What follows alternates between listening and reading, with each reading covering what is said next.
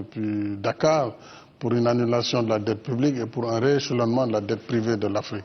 Je l'avais dit parce que justement en créant mon plan de riposte, j'ai constaté que le paiement des intérêts de la dette, si ce paiement avait été différé, me donnait quasiment la moitié du montant nécessaire à ce plan qui est à 2 milliards d'euros, comme vous le dites, à peu près, ou 1000 milliards de francs CFA.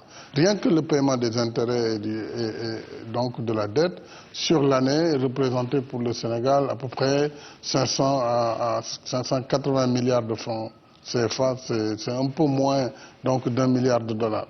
Et nous avons considéré qu'une mesure globale, une maladie, une pandémie comme le Covid-19 appelle des réponses globales. Nous sommes dans un monde où la solidarité doit jouer. L'Afrique a besoin de cette solidarité en ces moments.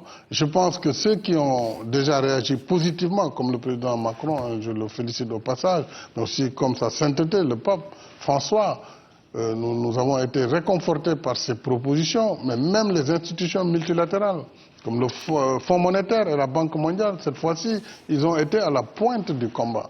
Et le rééchelonnement, c'est une chose, oui, on s'en réjouit, mais il faut aller au-delà. Il faut être courageux, et j'appelle mes collègues chefs d'État du G20 à aller vers de véritables réformes, parce que je suis convaincu qu'après le Covid, il faudra un nouvel ordre mondial. Un nouvel ordre qui devra renforcer la résilience de tous les pays et de tous les États.